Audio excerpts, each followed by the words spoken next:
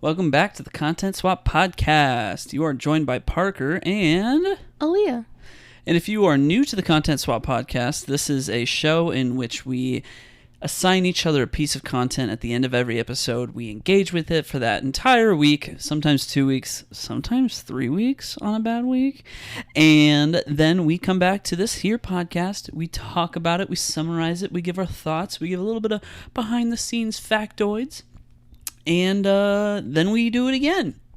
So before we proceed with this week's assignments, even though we did take a brief hiatus just due to being busy, it's the summer, we like to give a little life news update on things that are going on with us. So take it away. What's new with you? And we should probably open with our inaccuracies that we wanted to point out. Yes. In last week's episode. In the last episode, we mistakenly confused Nancy Meyers with Nora Ephron, and we said how Nancy Meyers is an icon because she did When Harry Met Sally and Sleepless in Seattle and all these things. She didn't do any of those. So we apologize for She did do some good movies. She did, but not those that we love in particular. Yeah. So apologies for our that. bad. I also refer to a Stephen Spielberg film as Meet the Fablemans. It's actually just called The Fablemans. So basically throw that episode in the trash. Yeah, everything is factually incorrect in last week's episode, and we didn't even watch those movies. That's funny. No, we did. Yeah. All right. Well, aside from that, what's new with you? Yeah, not much. Still, just hanging out. We're in California, doing work, all that good stuff. In terms of content I've engaged with in the past week or so, I started watching this show called Couples Therapy, which is on Paramount Plus. I've never done couples therapy in my life, but I am very fascinated by it, and I wanted to see what it looks like. If I haven't mentioned it, which I probably have a million times, I have my master's in clinical psychology. Got it because I thought I might want to be a therapist. Decided that was not the path for me.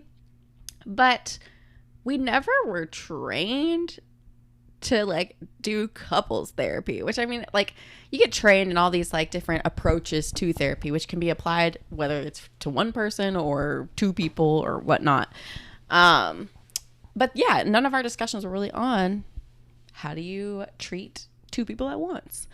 So, yeah, I don't know. I was just very curious. Started watching the show. It's very, very interesting. You literally just sit and there's 4 or 5 couples and you just literally watch their therapy session. And I don't know. It's just interesting. No, it actually is really interesting. A lot of these couples deal with very different types of things. Yeah.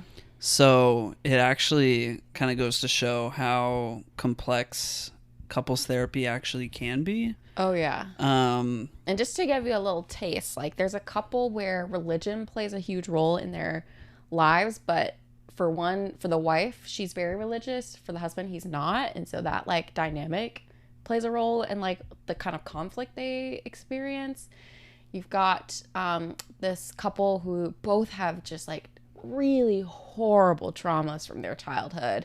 So they're kind of navigating their individual traumas together, but they're having a difficult time with that. There's a polyamorous couple, so they're navigating the dynamic between three of them. That's 3 people, yeah. Yeah. And then there's a couple who they kind of have I feel the most typical couple issues. Yeah. It's just they're just parenting together, trying to navigate that. But yeah, they're all so different and it's so interesting. Yeah, I mean, it's not something that I would particularly choose to watch in my leisure time, but I think as a piece of education, it is very well made. It's very thorough.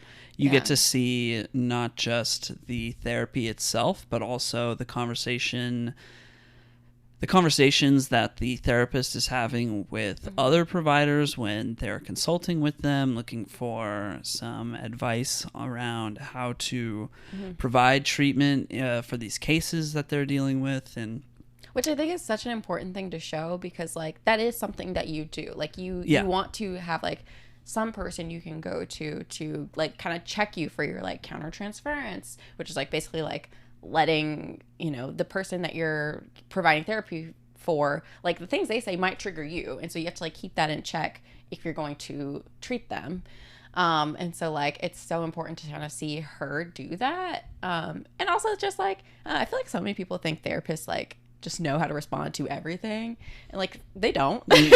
Sometimes they're just stumped. They're like, well, we don't know. Yeah, they're people too. Yeah, I mean there are methodologies and trainings that one can be provided, but you never know what's going to come through that door. Yeah. So really cool show. Check it out if you're interested, if you're curious about what couples therapy might look like. I don't know if that's like the experience for everyone who goes through couples therapy, but pretty cool. Yeah. And she has a very specific type of way that she does therapy. She's very like neo-Freudian, so take that with, or what is it? Take it with what you will. Is that the phrase? Grain of salt? No, I'm not trying to say take it with a grain of salt. Do with that information what you will. Do with that information what you will. There we go. That's what I was trying to say. So other than that, I watched a documentary called Brat Pack, which is about the Brat Pack. And that's... Who's the Brat Pack? Yeah. Oh my gosh. So it's basically anyone in a John Hughes movie. It's like, and I'm going to blank on their names now, which is so unfortunate. Oh my gosh. What's the girl in Pretty in Pink? Emilio Estevez? No. Well, he's a member of it. It's Rob Lowe. It's what's the redhead girl's name? I don't know it. I feel bad to say this. I don't know any of their names. Oh my gosh, it's bothering me so much. I know Emilio Estevez and Rob Lowe, and that is it. Judd Nelson. Why is the redhead girl's name escaping me? Because she's in Andrew everything. Something. Yeah. Anyway. He's the one that like made the documentary. He did make the documentary, and I have lots of thoughts about this documentary and just like his motivation for making it, but I won't get into that. It's interesting. It's not the best, but I don't know, if you're really big fans of that kind of group of young people who made all those movies during then, check it out. Last thing, and then I have something I just want to say. Last thing I engaged with, I've been reading a book called I Hope This Finds You Well, and it's quite interesting. It's basically about a girl who is like just like kind of isolated herself in the workplace. She like kind of hates everyone in the workplace, and she gets caught for putting messages in white on emails, and in these messages it's basically whoever she's emailing, she's like saying some terrible stuff about them, like you're the worst, you're terrible, I hate you, you're dumb, whatever, you know, stuff like that. And she gets caught because one day she forgets to make it white, and one of her coworkers like tattles on her, and so she gets this like, if you know anything about computers, this is like the dumbest thing you could possibly do, because it's actually so easy for somebody to read that white text. There's so many situations in which it is very easy for somebody to read that white text. So personally, I think it's not the most inspired idea. You don't think too hard about it. That's not even the point. The big thing is, because she's done this, put it in the meta tags and then we'll talk. Sorry. Because she's done this, HR has now made some restrictions to her computer, but they accidentally mess up and give her access to everybody's information. So she has access to everyone's emails. She can see everyone's IMs to one another as they're happening.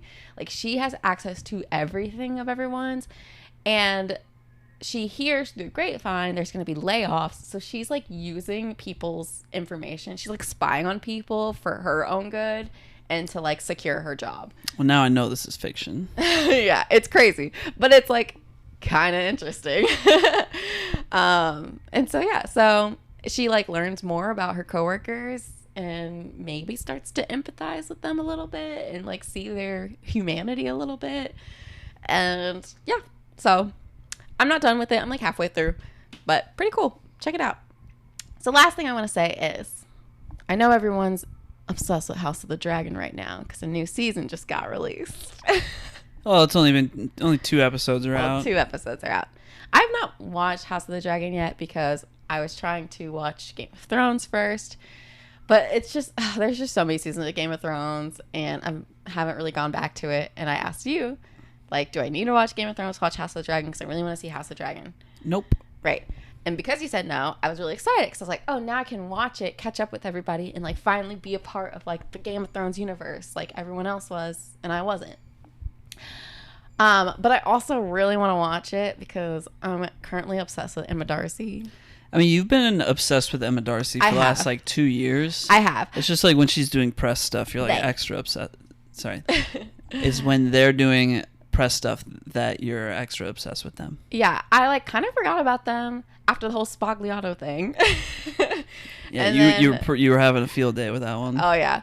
And then they came back, and this little press tour, I'm like, oh, my gosh, I'm in love with them. So I'm trying to hurry up and get into it. I think tomorrow I'm gonna try and binge through it. Because yeah. All right. I am. Okay. While I work, I'm gonna binge through it. Because I want to be in the know with Emma Darcy. I'm like, show me more, please. It's a great show. I really like that first season, especially the episodes after she joins the show. Thank you. After they join the show, when Emma Darcy is introduced, it's like not until halfway through the season. So yeah, you told me that, and I was like, ugh. Her character's in the whole thing, but thank you. Oh man, really. It's okay. Yeah, I'm really messing up. It's their character. I really wish I remembered the character's name. I think it's Rhaenyra Targaryen. I don't know anyone's names. Rhaenyra's in the whole show, so they're just played by a younger actress. Anyway, moving along. Yeah. So yeah, that's all I have. I'm really excited about it. Hold me accountable, y'all. If I don't come back next week having watched it, yell at me. So yeah, that's it. What's up with you? Well, it's been a couple of weeks, and we decided on today's assignments based on the fact that my dad was going to be staying with us for a week, and we wanted to pick movies that perhaps my dad would enjoy watching, which, I mean, just did not end up happening. We didn't end up watching them with him at all. But I think it kind of like led to a specific theme that I think kind of unifies the two movies in a way. But so yeah, I got to see my dad. I got to see my brothers as well. That was a lot of fun. We did a Father's Day celebration. I got to see my old roommate Mike. I got to see my BFF Dante. I got to see my old roommates Darren and Nick. It's just been a great trip. Getting to see all of these people that I really care about and don't get to see all the time because I live on the other side of the country now. Mm-hmm. So yeah, I was quite happy with that. When my dad was here, we watched 2 movies with him. The first one was The Killer, which is a David Fincher movie with Michael Fassbender. It was okay. I mean, it wasn't like bad. It wasn't amazing. It was just like one of those movies that you might watch with your dad one time. Yeah, I did not love it. I was like, I'm going to let you 2 watch the rest of this. I'm going upstairs. Yeah. And then the other movie we watched was Gran Turismo, which we loved that movie. Yeah. And I knew that he would like it because he had like Gran Turismo 1 through 4 when I was a kid. So I knew like he played a lot of Gran Turismo. He also just like used to race cars and is super into cars. So, I mean, I guess that would be the primary motivation for somebody wanting to watch Gran Turismo. But yeah, I just knew it would be perfect for him. And I kind of got the sense that he was a little doubtful, a little skeptical going in. But then he watched it and he was like, that was great. So, heck yeah. Gran Turismo. Go watch it if you haven't. It's a good movie. I enjoy it. He's hard to read too. When he's watching a movie, you really don't know if he likes it or not. Oh, my dad? Yeah. Yeah. I'm like, is he enjoying this? And then after he was like, that was fantastic. Yeah. I was like, oh, okay, good. All right. Aside from that, also, when I got to see my friends, specifically, when I was hanging out with Dante and Darren, we went to, or you were with me. We went to a Yellow Card and Third Eye Blind show at a place in San Diego, and we caught the end of Yellow Card. We got to see Ocean Avenue, which was great, and then Third Eye Blind went on, and we were like, yeah, we love Third Eye Blind. And then they just proceeded to play like one song that we knew. Like, everybody knows 3 songs by Third Eye Blind, and the third most known of those was the one that we heard. And so the 2 main ones that everybody likes, you had to stick around if you wanted to hear those. Which it was like, stick around to like 11 o'clock. Yeah, it was getting late. I mean, granted, it was a Friday night, but it was getting late. We had to drive like an hour back to our place, and we were also, it was going to be really hard to get an Uber out of this place, and we left early, and it was still really hard to get an Uber. So we didn't even end up hearing the 2 songs. We heard them from like outside after we left, but the whole Uber situation was such a mess that it's like, yeah, that could have been infinitely worse because we went to bed late that night. So anyway, Third Eye Blind just was not as exciting as we hoped it would be. Aside from that, in terms of, I'll talk about video games for a quick second here.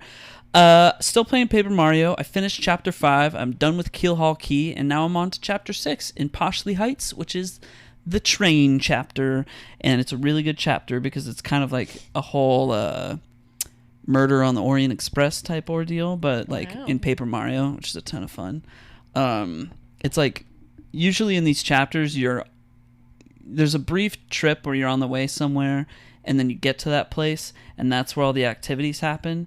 In this specific chapter, it's like the whole chapter actually takes place on the train, and then it's when you get to the destination, then it's like, okay, yeah, here's the thing that you were looking for, and why you needed to come to this place. But it's like the boss battle and all of that stuff, all the story takes place on the train. And it's really, like, that game's just really good at changing itself up every chapter, and I really love it. Also, I started playing Super Metroid, also known as Metroid 3. It came out on the Super Nintendo, and it's a very old game. And I've only played Metroid Dread, which is Metroid 5, and that came out on the Switch. And I have never really played other Metroid games. I played Metroidvania games. I played the new Prince of Persia game that came out earlier this year. I played Animal Well. And I've just played other Metroidvania games over the years. Like Shadow Complex was maybe the first one I ever played on the Xbox 360. And Super Metroid is it's kind of like the game that invented that whole genre of games. And with the whole Metroid Prime 4 announcement that happened with the Nintendo Direct that happened a week and a half ago, I'm just in a Metroid-y mood, and I was like, all right, let me put a brief pause on Paper Mario, because Super Metroid is not that long. This is a classic game, and I really like it. I'm actually really enjoying it, and I'm surprised at how well it holds up as a Super Nintendo game. It's really well made. I'm very much enjoying it. So, just wanted to briefly touch on that. Aside from that, Now I'm shifting over to books. I started reading a book called The One that you recommended to me. It's a book about I feel like I brought it up in a podcast episode. I think you did bring it. Yeah, I think you did bring it up. It's a book about if Tinder could help you find the one, the person that you are literally genetically supposed to be with. It's like 23andMe mixed with Tinder. Yeah. And so, it's this alternate society where divorces are happening all the time because people realize they weren't meant to be together, and then they,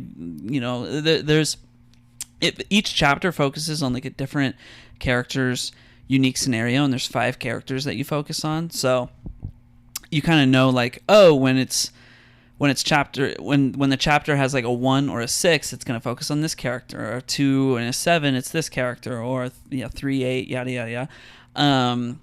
And which makes it really easy to read because each chapter is only like, I don't know, anywhere between 2 and 5 pages long. So every time I sit down and read it, I try to read it in like 5 chapter chunks, because then you get an update on like every character, and that makes it like just like a very readable book. I think I've only been reading it for like, I don't know, a week, and I'm 250 pages deep or something like that.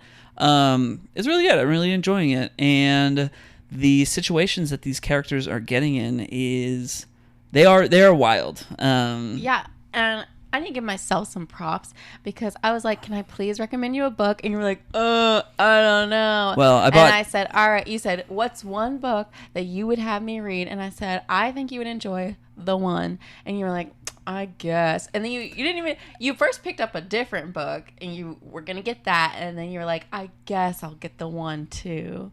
And now look at you. Well, yeah, I bought two books that day, and the one I read first because you recommended it. Anyway, yeah, no, it was a great recommendation, and I'm enjoying it, and I'll probably read it. I'll probably finish having it read by the end of the week. Nice. Final updates for me. I wrote all of this in a list, so that's why my update's especially long. I started watching Ahsoka, the Star Wars show. I mentioned that last week, I think, and I finished it, and I gotta say, it's really good. Yeah, it's like really good, and I kind of wish I had watched Star Wars Rebels. I apologize to all my friends who I said I don't know if I feel like I want to watch that, because now I feel like I probably would have wanted to watch that. So there's that. And then I started watching Echo, the Marvel Studios show that came out in January that is like a mature rated thing. Whoa, big deal. It's 5 episodes. I've seen 2 episodes, and I don't like it that much. It's all right. I thought you watched the whole thing. Huh? I thought you had watched the whole thing. Oh, no. Yeah, I've only seen the first 2 episodes. It's all right. The first episode's weird because it's like introducing you to the character, but then the character was also introduced to the MCU in the Hawkeye show. So it has to like introduce you to the character and their backstory. Then, and it feels like, oh, okay, like it's leading up to this thing, but then it just cuts straight to the thing because the thing was actually part of the character's development in the Hawkeye show. So then it's like, oh, okay, we just cut straight to that. That's right. Okay, that happened. And then it's like, all right, now here's what happened after that. And it's like, actually a very strange and disjointed first episode because of it. And it doesn't feel like the show really kind of gets the ball rolling until the second episode. And I think the second episode was better. I'm interested to see where it goes based on the second episode, but I'm also like not jazzed about it. I'm going to finish it. I mean, there's only 3 more episodes left. How much is there to cover here? And like, how important can the story be really? So I will say though, the one thing that the show does do incredibly well is Native American representation.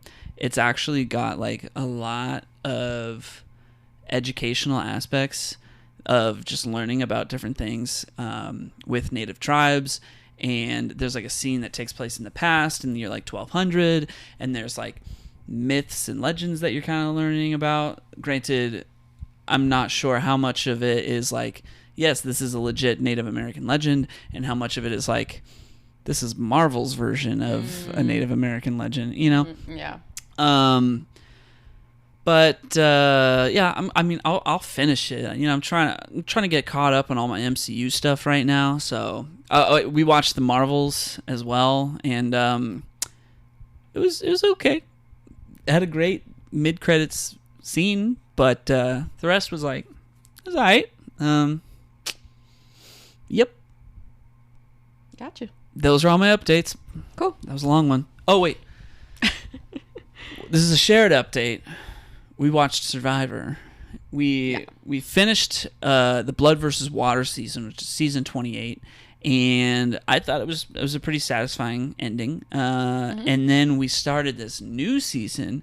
It's season 29, Kagayan, and I gotta say, this is a good season. All the lists said that this was a good season.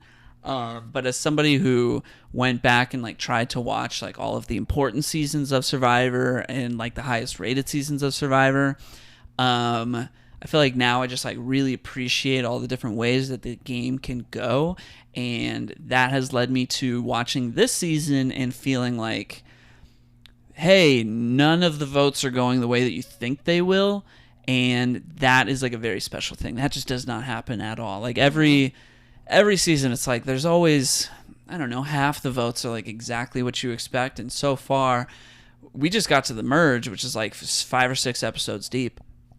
And it's like, well, it's not necessarily the merge. Oh wait, how we? Yeah, we just got to the merge. Gotcha. And well, the merge is about to happen in the next episode, I think. Yeah. And it's straight up like literally none of the votes have gone the way that they were supposed to. Like, you know, like the Survivor tends to follow a formula just sometimes, and this season is just not following the formula at all, and it's very exciting to watch. Yeah. So it's always a good season when someone sabotages the rice. Oh, yeah. You know it's going to be a good season. You're like, oh. Yeah, that happens in the first episode. Which is tragic for them, because that means like that was one of the first few days. That was a great first episode. Oh yeah. It was wild. Yeah. So anyway, excited to keep watching that whenever Aaliyah's in the mood to keep watching it. Because that's how it works watching Survivor. We literally spent the whole Sunday watching Survivor, and so then the next day I was like, I need a little break from Survivor, and you're like, what? I'm like, we spent literally like 24 it was just hours really watching it. Exciting. Okay, I'm just really jazzed on it, and I want to go back and keep watching. We will. Anyway, those are all my updates. Let's move on, and thank God I am not first, so go ahead. All right, I was assigned a Stephen Spielberg movie called Duel, which came out in 1971. And this is actually a very simple movie. So basically, it's about this guy, excuse me, sorry, I burped, who has an appointment somewhere, and he needs to drive to get to his appointment, and he's got to drive through kind of like the desert, essentially. He's a salesman, so it's like he needs to, you know, like close on this deal and not lose an account by making it to this appointment. Yeah. You know, it's not like he's going to the dentist and he's got to drive through the desert. It's like a big important thing for his job, you know? Sure. Yeah. But he's got to like drive basically like through the desert in like California to get there. And as he's driving, there's this big like rusty, like kind of like gas tank truck who's just like really riding. Well, he's going really slow. And so the guy decides, I'm just going to pass him, as one would, because this truck is moving at a snail's pace. So he passes him, and this truck just like goes from 0 to 100, like speeds up and is tailing him, and then passes him as well. Sorry, the dogs are barking. And then passes the guy again. And the guy's like, what the heck? Because then he starts going slow, which I literally hate. I hate when someone gets in front of you when you're driving and then goes super slow. And you're like, really? So the guy's like annoyed, and I think he like passes him again. But anyways, what this all ends up happening is it ends up being this like crazy, like, I don't want to call it a car chase, but it's like, think of Beef. But but like the part of just like the road rage aspect is the whole movie. And like this truck is like trying to kill this man at this point. And that is like what's occurring throughout the whole movie is he's like trying to really get this man. And the man's being super paranoid. Like at one point he stops at he gets run off the road by this truck. The truck keeps going.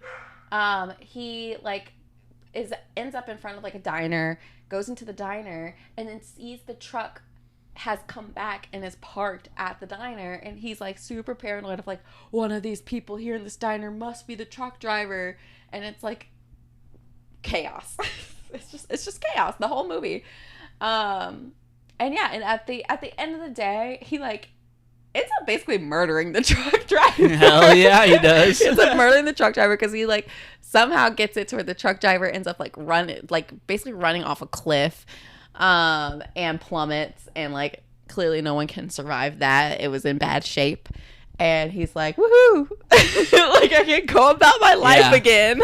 The end of the movie is him just like sitting in the middle of the desert, like tossing rocks. Like, what do I do now? It was wild. Yeah. It was wild. So my thoughts. Well done, because I loved this movie. Yeah. I really enjoyed it. It's crazy how, like I said, it's such a simple movie. The whole movie, there's very little dialogue. The whole movie, it's just this truck coming after. And by the way, we never see the truck driver, which makes it even eerie, like even creepier. It's like the truck is the killer. Yeah. Like, can you, like, okay, if you would have told me we're gonna watch this movie about a killer truck, I'd be like, what? Like that's the equivalent of like, I don't know, The Room or something. Like, I'd be like, what are you about to have me watch? But Steven Spielberg is just a genius and made it work and made it super scary, made you like hold your breath, kept you on your toes the whole movie, got you to like empathize with this character who's kind of like, the guy's kind of trash. Like, I mean, you know, he's not a great guy. He's just kind of like a typical 1971 I don't know, hot shot middle-aged man. Yeah. But like, I think Dennis Weaver is the actor's name, and he was best known for Gunsmoke, which never seen it, but I can think of a million things. You know, sounds high octane. Yeah, he's like a Tom Selleck lookalike. You know, like he kind of he does like a slimmer Tom Selleck. Yeah, but yeah, so like he's not like the most likable character, but like you are scared for his life. Like you want him to succeed and like get away from this truck. So I just thought that was just amazing how well this movie was crafted and how what's the word I'm looking for? Like emotionally engaging. That's not the word I'm looking for, but it's like you as a viewer are just you're glued to the events on the screen. Yeah. Because of how it's shot. Yeah. Yeah. It's just fantastic. So fantastic. And yeah, like I said, I love that we never get to see the truck driver. We never know who it actually was. And then it makes you think about like that diner scene and you're like, okay, was it one of that? Like, who was it? Like you just, it's just crazy. It's wild. The only other note I wrote down is that I think this would have been a great spooky swap pick for the obsessions category. Oh. So I've been kind of running my ideas for what we want to do for Spooky Swap this year, and kind of coming up with more creative categories, because I feel like we've been kind of like doing the same things. And the one that I created was obsessions, but I think you weren't quite sure that you had a pick for that. And I thought this would have been a really good one. Dang. Well, I'm looking at my Spooky Swap list here, and Duel was on it. My bad. Oh, no. It's okay. But yeah, I thought this would have been fantastic. I mean, I enjoy watching it now, too, so I'm not mad at it. Yeah, I'm glad. I mean, I'm glad that you like the movie so much, especially given it was made in like 1971. And I think that's like what makes it so good is that it's like it's all shot practically because it had to be, but it's like a Steven Spielberg movie, and it's before Steven Spielberg was Steven Spielberg, you know? Yeah. And it just kind of goes to show that he kind of always has just had this innate talent for filmmaking and for something so simple to be so engaging, and just have like the same flavor of what makes like, I don't know, Jurassic Park engaging, but in 1971 is pretty remarkable. Yeah. Well done, Steven Spielberg. So should I get into some facts then? Yeah. Sounds good. So Steven Spielberg, he said that he tried to approach this movie like a Toho monster movie. That is like... What does that mean? What's Toho? Toho is the company that makes Godzilla. Oh. So instead of Godzilla, it was, he approached it like he was making a Godzilla movie, but instead of Godzilla, it was an 18-wheeler truck. Which is crazy that I loved this killer truck movie more than I did Godzilla. Yeah. That's okay. So the movie was written by Richard Matheson, who stated that he got inspired to write the short story that the movie is based on after he had an encounter with a truck that was tailgating him on the day that JFK was murdered. Yeah, I mean, that's just a coincidence. But, yeah, November 22nd, 1963. Wow. Yep. All right, so another fact that I thought was kind of interesting was that in the movie, it feels like there's this shot of Dennis Weaver where he looks back at the truck to kind of like get a good view of it because the truck is chasing him down. And I want to say they maybe reused the same shot like 3 times.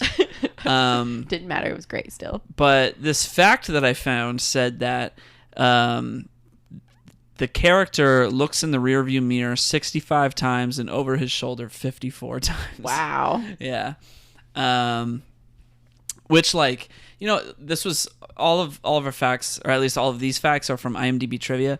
And when you see the IMDb trivia facts, it's like a certain number of thumbs ups, a certain number of thumbs downs. And that fact had quite a lot of thumbs downs. Some people didn't find that to be interesting. I thought that was very interesting. So yeah. Shouts out to whoever wrote that. Maybe it was thumbs down because it wasn't accurate. I don't know. Anytime I see thumbs down, I'm like, that can't be true then. Like, the fact's not true. I don't know if that's the, this is good user experience research. What does it mean? What do those icons mean? To me, the thumbs down means that might be a fact, but it's super not interesting. That's because you'll get to the bottom of the trivia and it'll be like, this is like Earl Blottybla's debut film, and you're like, well, Earl is a nobody, so I don't care. I feel like those don't even have thumbs up or thumbs down because no one cares enough. Right. Which is why I always thought like, oh, maybe people are questioning whether this is like an accurate fact if they're thumbs downing it a lot. All right, well then take that fact with a grain of salt, given that there was a lot of thumbs downs on it. All right. The truck driver was played by Corey Lofton, who is considered like the greatest stunt driver that Hollywood has ever had. Unfortunately, he did pass away in 1997. Oh. Granted, he was old. He was like 87 or something. Wow. And he was still doing stunts up until he was 87? I don't know about that. Oh. I didn't say that. But he did do... But I mean, this movie came out in 70-something? 71. He was pretty old then. Yeah, he would have been like in his 50s. Wow. Yeah. So Corey Lofton the truck driver, he asked Steven Spielberg, like, hey, why is my character tormenting this other driver? And it's gonna be the one time I cuss here on this podcast. But Steven Spielberg said to him, you're a dirty, rotten, no good son of a bitch. And then Lofton said, kid, you hired the right man. Wow. I love it. There is no reason because you just suck. You just suck. Yeah. Which, like, Steven Spielberg did say that because the truck has like multiple license plates on its front bumper, and Steven Spielberg said that was to suggest that the truck driver was like a serial killer that had been running down other drivers in other states, and that's how he was collecting those plates. Yeah. Ooh, that took a dark turn. Yeah. Oh my gosh. Other fact, so like the big thing about this movie is that it's just like, well, I mean, it's really well shot, but it also like the driving feels very aggressive. Yeah. Even though in reality it's not. They basically they were driving at like 30 miles per hour, but they created this sense of increased speed by Spielberg got like a special camera that was used to film the 1968 Steve McQueen movie Bullet, and it could like he could lower the camera to being like only 6 inches off the ground, and filming the vehicles like with the cliffs in the background with the upward angle created this perspective from the wheels that just kind of made this optical illusion that made it look like they were driving faster than they actually were. Wow. I mean, anytime there was a scene of the like truck, it looked like it was hauling. Like it was going. Yeah, there were like turns and the truck is like cutting into the apex of the turns and you're like, whoa. Yeah, I'm like, that truck is moving. Yeah. Dennis Weaver, who played the main character, he supposedly did most of his own driving for the movie, though there was a part where, or there was some more dangerous maneuvers and things where Steven Spielberg was like, nah, stunt driver on that, okay? Okay.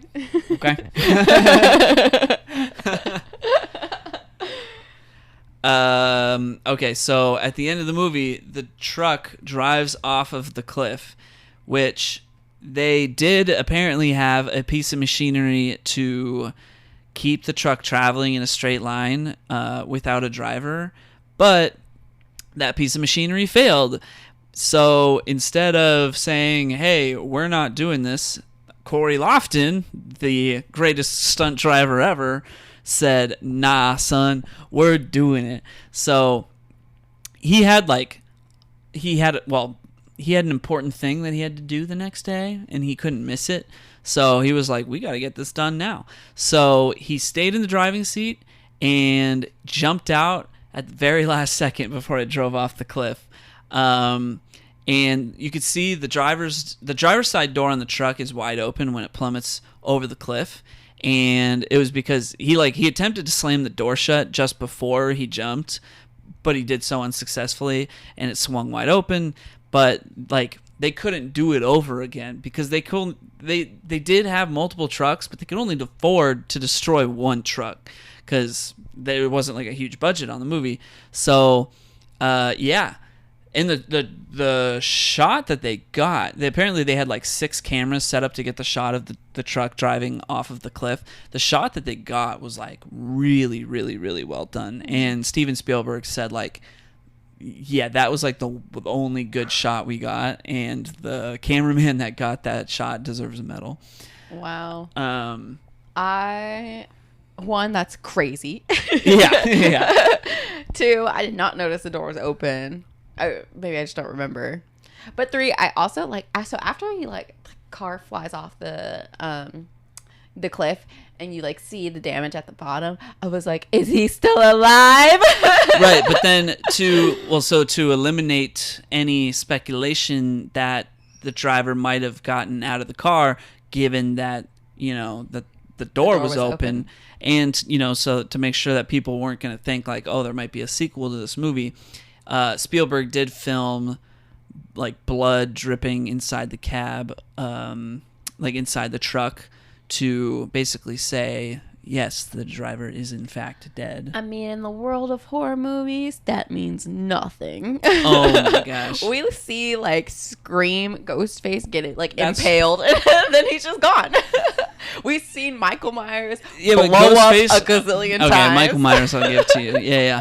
But this isn't like that, I know. This is a Spielberg film. I know. But still, I was like, I'm waiting for the movement. Apparently when the truck like drives off of the cliff, like a very specific like roaring sound is played, and apparently this roaring sound has been reused by Spielberg in for the T-Rex and stuff like that, like in Jurassic Park. Mm-hmm. And there, I don't know, maybe I can't remember what the other movie was. These are facts that I read, but I didn't write down because I didn't think that they were that interesting. And now suddenly I'm saying them out loud, and I don't have my facts written down. So, yeah, I was like, wow, that's a cool motif to reuse, especially when you used it on a truck and then a dinosaur, and not the other way around. Yeah. Okay. More facts. At one point, the main character thinks he sees like a police car, and it turns out to be a pest exterminator. Oh yeah, that messed me up because I was like, the police, and then it like was not. It was not the police. And I was like, oh no. It was a pest exterminator named Greblips, which is Spielberg backwards. Steven Spielberg is so funny.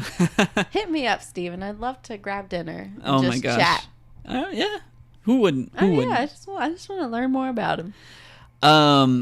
So the movie was originally filmed for TV with a runtime of 74 minutes, but that wasn't long enough to be released in theaters, and Universal hit up Steven Spielberg and they said, we need you to shoot additional scenes to make this a 90-minute movie. So, because they wanted to do a wider release in Europe. And so the new scenes that were added to the movie to make it 90 minutes long were the railroad crossing scene, the school bus scene, and the scene where the main character gets on the phone with his wife, as well as the opening footage that's like a car backing out of a garage and driving through a city. I thought this was interesting. Some of the scenes in this movie were used as stock footage in a TV episode of Never Give a Trucker an Even Break in 1978.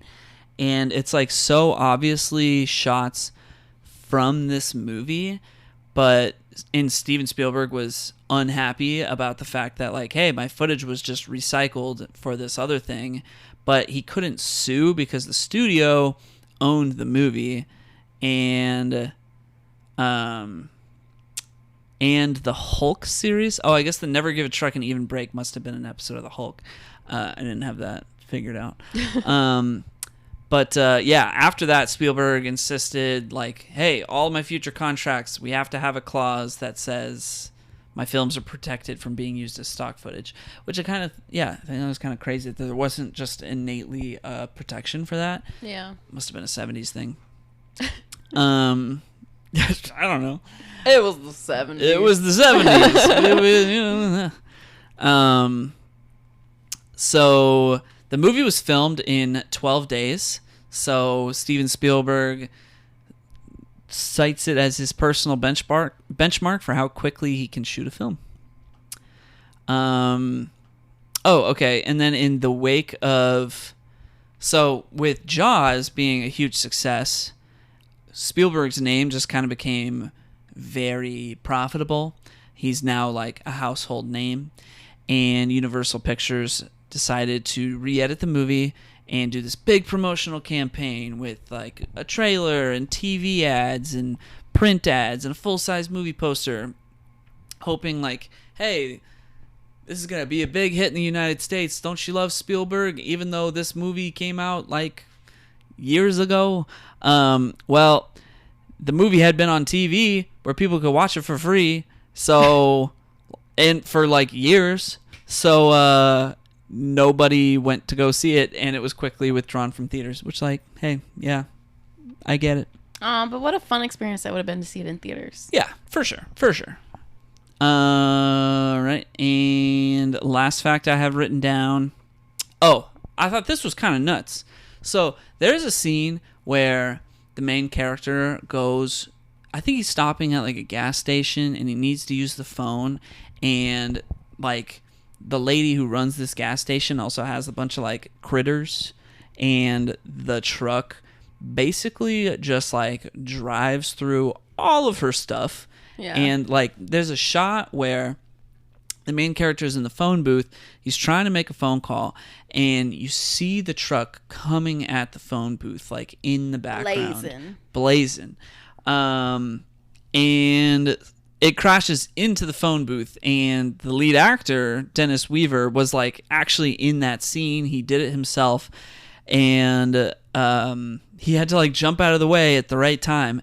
But they carefully plotted it out with like flags and stuff, and they like once the truck reached a certain point of no return, then that was when he's supposed to exit out. And if for some reason he wasn't able to exit out, then the truck was supposed to like at the last minute veer off. But I still thought, like, when you watch it, you're like, yo, that was close. Yeah.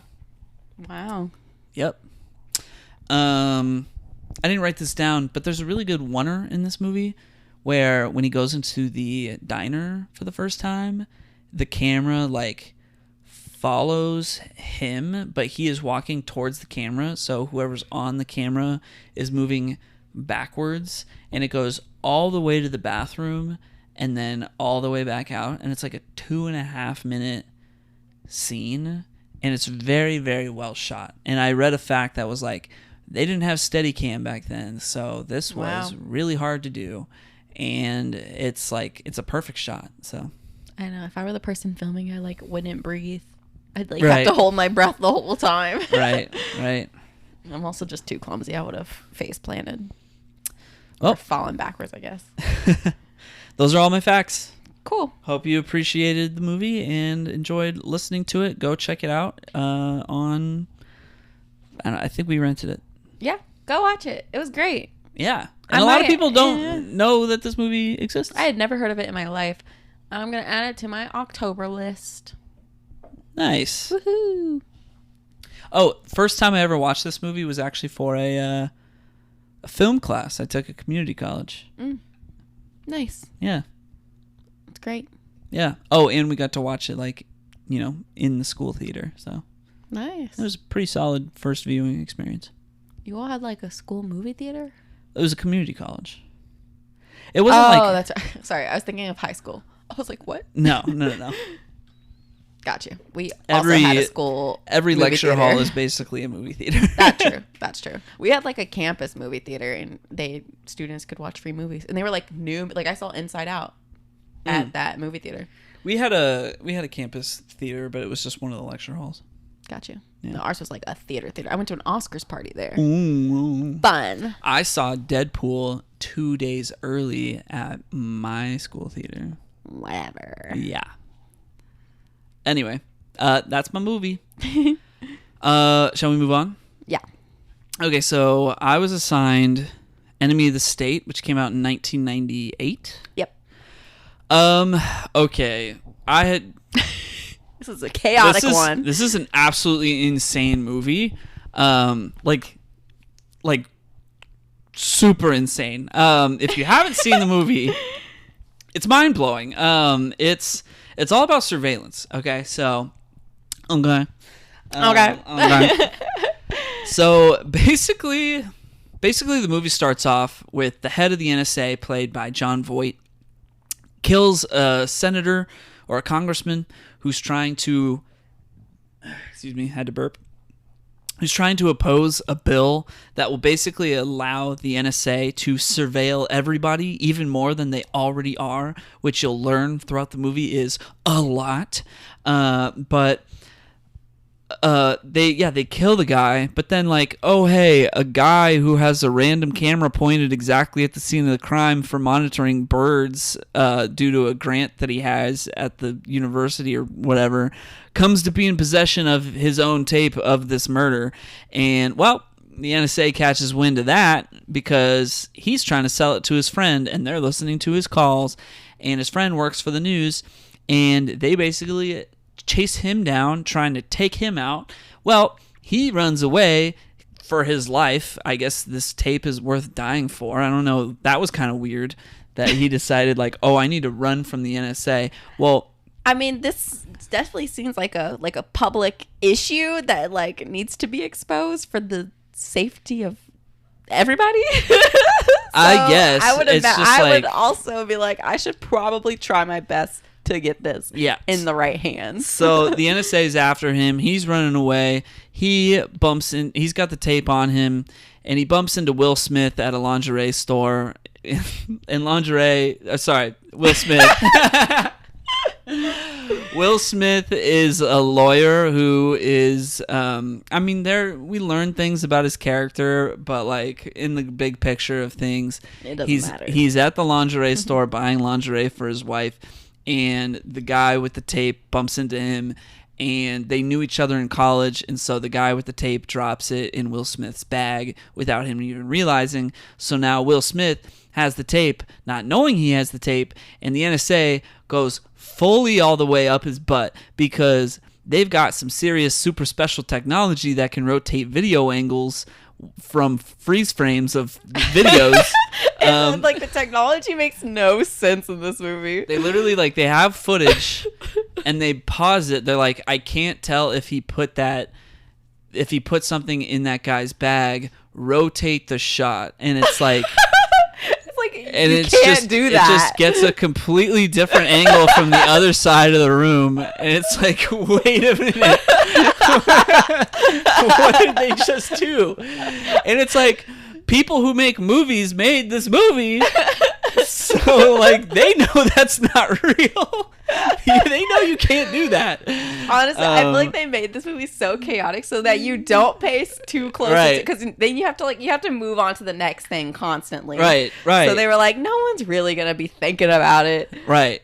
So that defines this movie.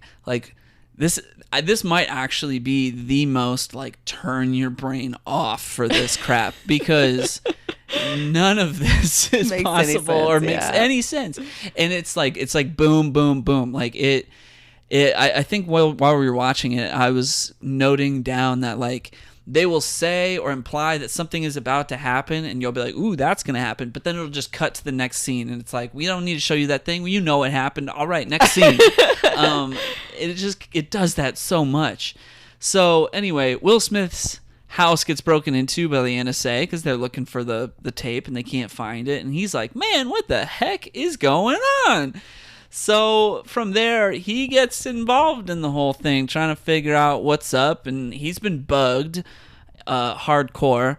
And he gets involved with Gene Hackman's character, who used to work for the NSA. There's a whole reason why they become buds, and there's a whole ex-girlfriend situation. It's not important, honestly. I think what is important that you've kind of gone over is at this point the NSA has to kind of switch their tactic because now he kind of knows what's up, and so they're like, well, we have to basically ruin his life yeah, in order so that if he ends up coming out with this tape, that people won't believe him. Oh yeah, or if he ends up saying something to someone, no one's gonna believe him because we've tarnished his character. Yeah, their strategy is to discredit his reputation. So if he comes out with this video, then people are like, well, it's fake. But they're still trying to get the video. But they're like, this is just our backup plan. Yeah. But because they've kind of ruined his character, it's coming at him from all different directions, all these horrible things.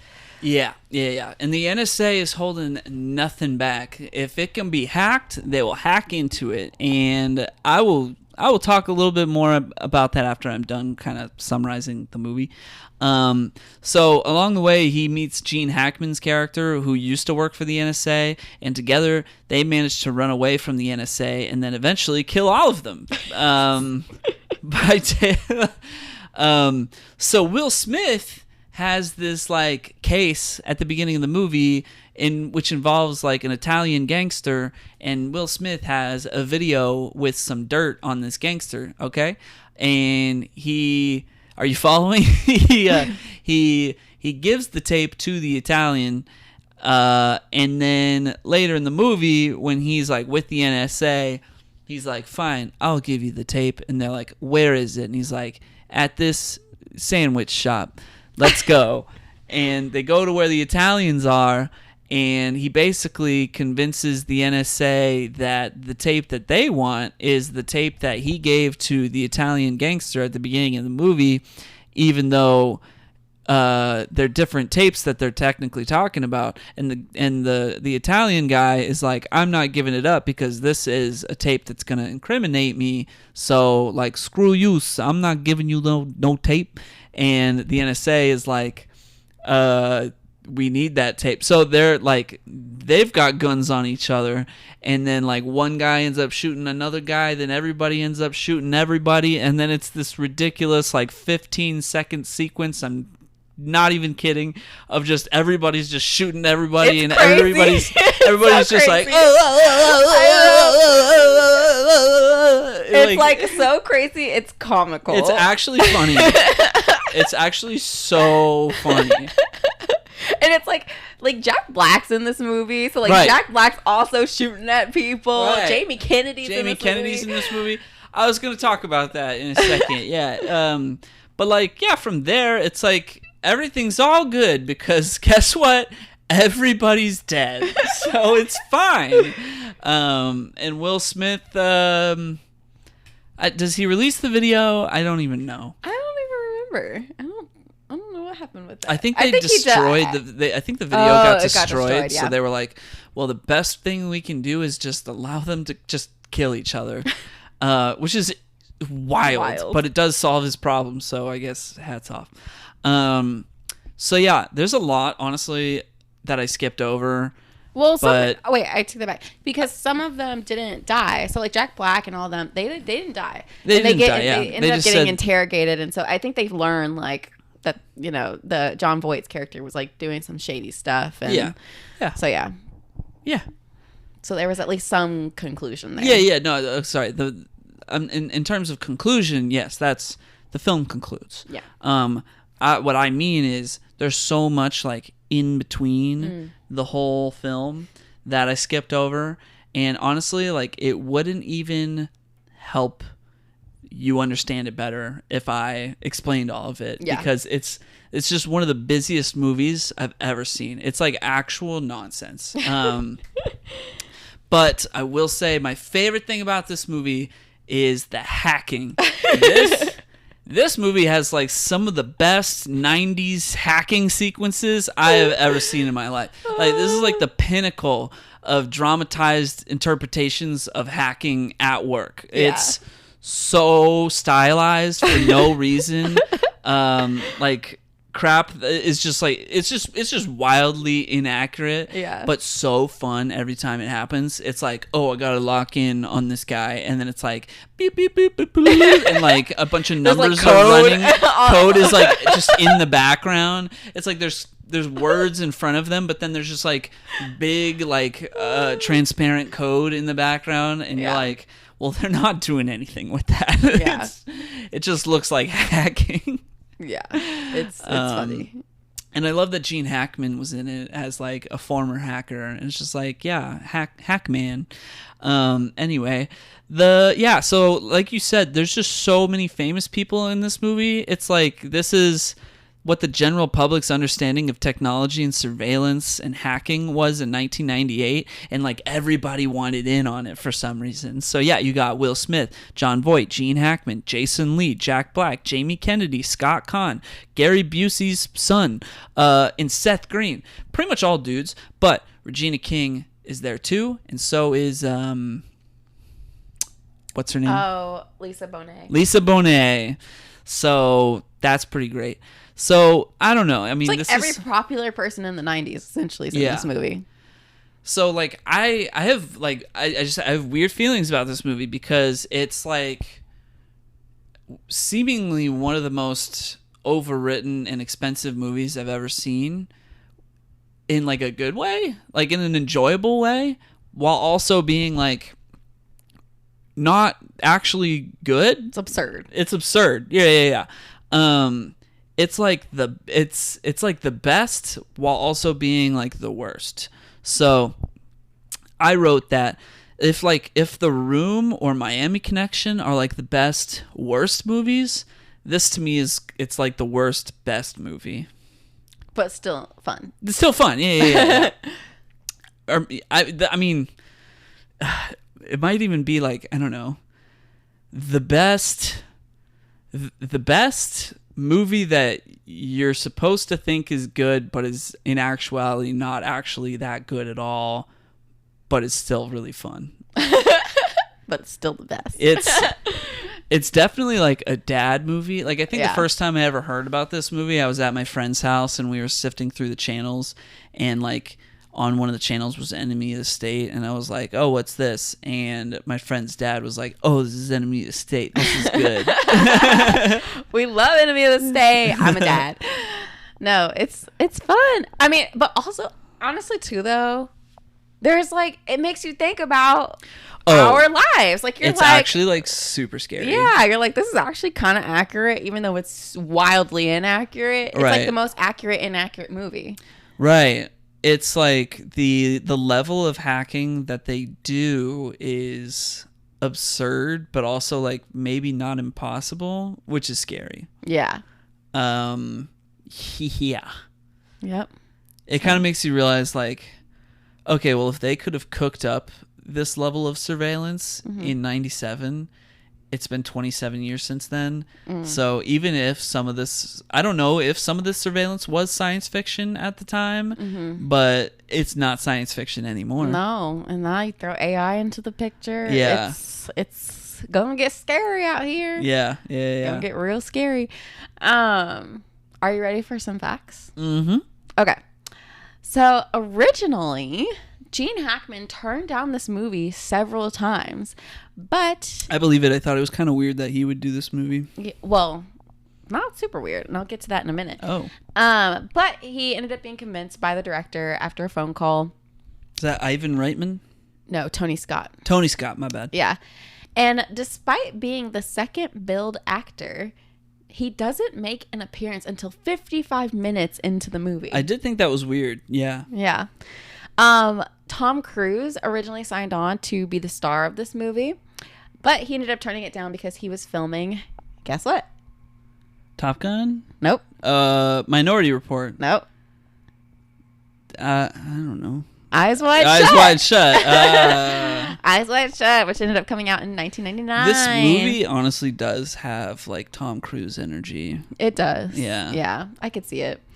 So Tom Cruise did not accept the role. However, later on, Will Smith ended up signing on to the movie at a lower salary, despite having just filmed Independence Day and that movie being released. So he took on a lower salary because he just wanted to work with Gene Hackman. Nice. So yeah. The actual NSA refused to work with the production, so any aerial footage of their headquarters... Honestly, no surprise. I know. Any aerial footage of their headquarters in Maryland were shot from public airspace. A little video game trivia for you. Okay. What was the portable video game system that Will Smith's son uses in the movie? Ooh. It wasn't a Game Boy, was it? Nope. No. Was it a game? It wasn't a Game Gear. Nope. Honestly, I don't know.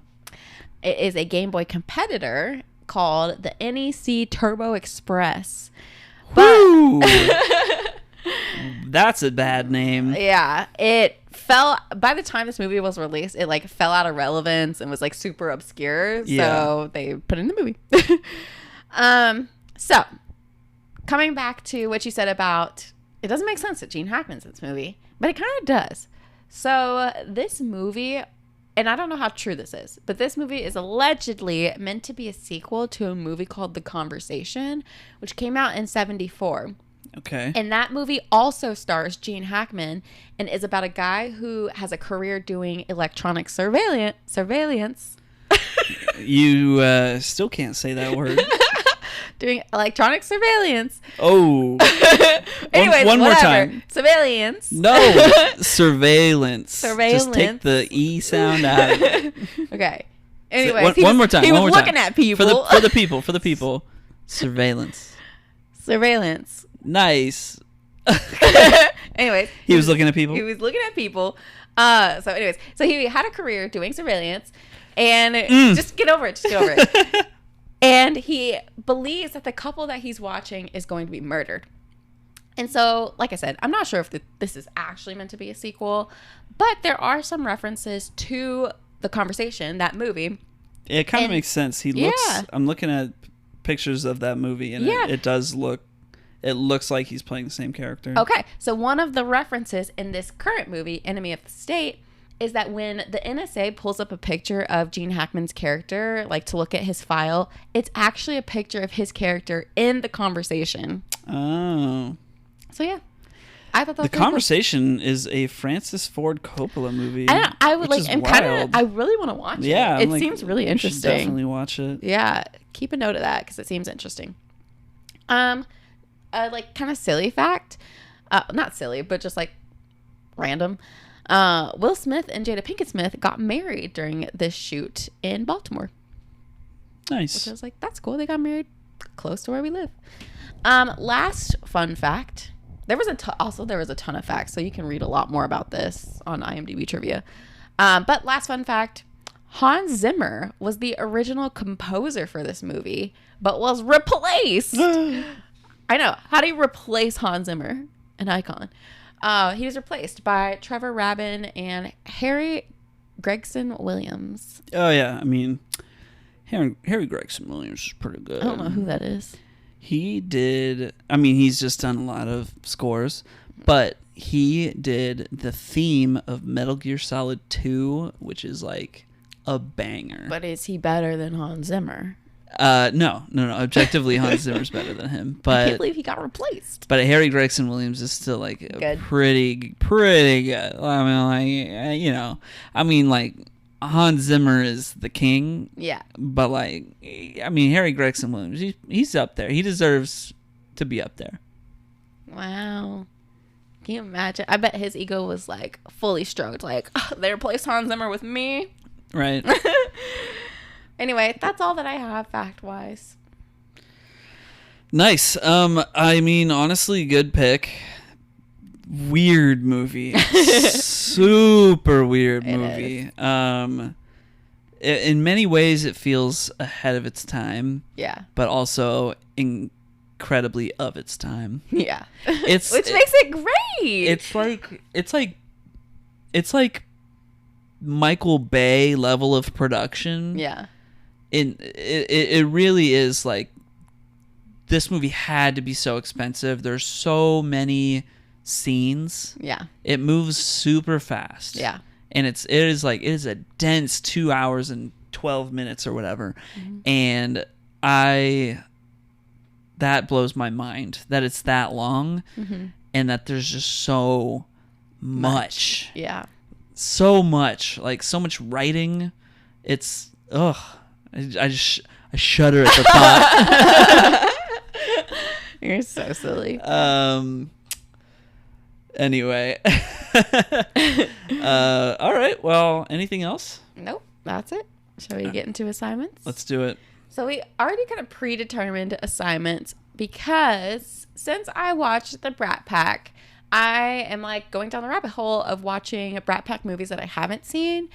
But you have not seen a particular Brat Pack movie that's like so iconic. I love this movie, and that is The Breakfast Club.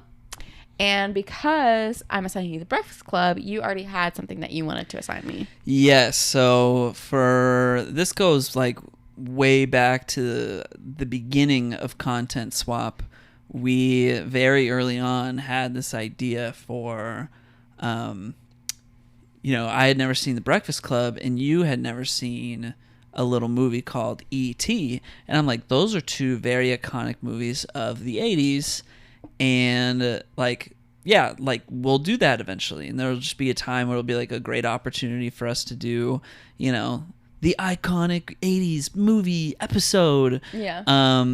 So, yeah, I mean, I just gave you Stephen Spielberg movie, and Stephen Spielberg did E.T., but I'm like, hey, you know what? This is episode 96. We're on the road to 100. Maybe I'm just going to give you 5 Stephen Spielberg movies leading up to episode 100. So I'm not mad at it. For episode 97, you're getting E.T. Yay. I mean, I think these are two very great summer movies. Yeah. So, yeah. Cool. I get to see Little Drew Barrymore. I've been waiting for this. Fun fact, never watched E.T. because I was kind of scared of him. So as a kid, I didn't want to watch it. He just freaked me out. And then at that point, I just was like, well, no point in watching it now. I'm not going to lie. It's going to be pretty hard to determine what to assign for episode 100 if I'm doing a whole Spielberg thing. You don't have to do the Spielberg thing. Well, I might. I might. He's done a lot of movies. Yes, and a lot I haven't seen. Yeah. All right. Cool. So we have E.T. and no. Is that Breakfast right? Club Yeah. and then E.T. Yes. Next week's episode will be episode 97, Breakfast Club and E.T. We'll see you there. Hope you enjoyed the episode, and we'll catch you next week. Bye. Bye.